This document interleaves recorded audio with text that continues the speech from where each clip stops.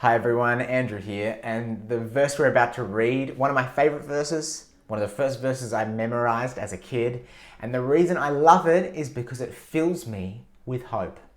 And we need hope.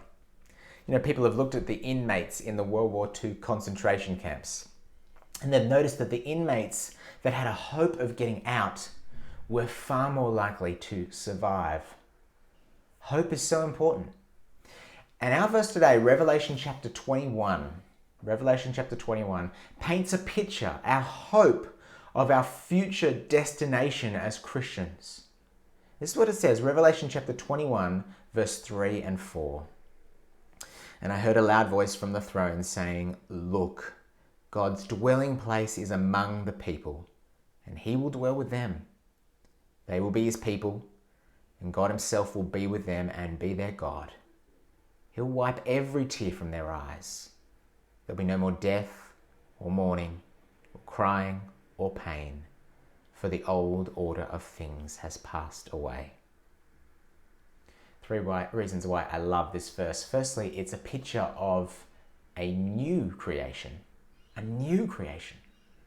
I've seen a joke online recently, someone saying, has anyone tried turning the year 2020 off and on again? Pressing the restart button. And it's funny because it's true. We look at our world sometimes and the suffering that's going on and we just think, can we have a fresh start? Is there any way we can have a restart? And that's what God plans to do in this new creation. He says in verse 5, "Behold, I'm making all things new." Secondly, what is this new creation going to look like? Well, it's a picture of a relationship with God deeper than ever before, because God will dwell among us. That's what he says. He's going to dwell, make his home amongst us. You know, in the Old Testament, God dwelt in the tabernacle and in the temple, but this is far beyond that. He's dwelling among us. The language is covenantal. It's reminding us of God's covenant promises throughout the Bible that he will be with us. Over and over again in the Bible, he says, "I will be your God, you will be my people." And that's the language here. God himself will be with them and be their God. In fact, the language of this relationship is so intimate that in the verses just before, it talks about God's people like a bride prepared for God, our husband. That's how close that relationship will be. And the third reason I love it is what we see in verse 4. It's a beautiful picture of God wiping away every tear from our eyes. As I've been calling people and talking to people in our church over the last few weeks, there are many people who are crying, who are grieving. You look at our world, there's a lot of death. But this verse says, he'll wipe away every tear. There will be no more death, no more suffering, crying, or pain.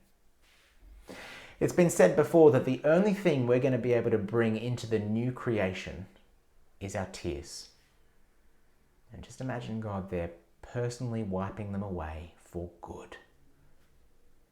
You know, we look at our world and the suffering and the pain, and the atheist Richard Dawkins says, "Oh well, the whole world's just DNA.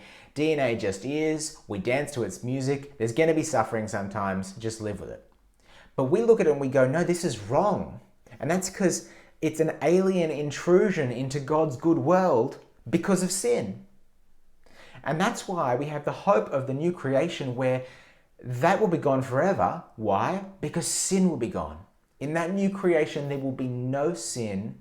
It was paid for on the cross by Jesus' death and resurrection, and it will not be there in the perfect new world. Sin will be gone and therefore no suffering. How wonderful that will be.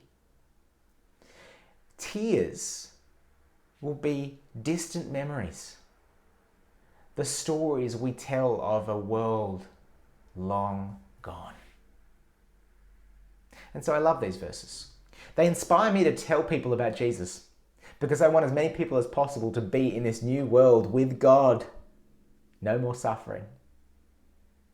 But also they inspire me to look beyond this world. I'm often so attached to this world that I forget to hope and long for heaven. To pray that prayer, "Come, Lord Jesus, come." To be homesick for my eternal home with God. There's a bit in the book by C.S. Lewis, it's called The Last Battle. And a unicorn, he says this: "I've come home at last. This is my real country. I belong here. This is the land I've been looking for all my life, though I never knew it until now. The reason why we loved the old Narnia is that it sometimes looked a little like this." Friends, this world, all the good things we experience in this world are just a foretaste of heaven, of the new creation. And when we get there, seeing God face to face, sin gone, suffering gone, it will be absolute paradise. And so we must pray, "Come, Lord Jesus, come."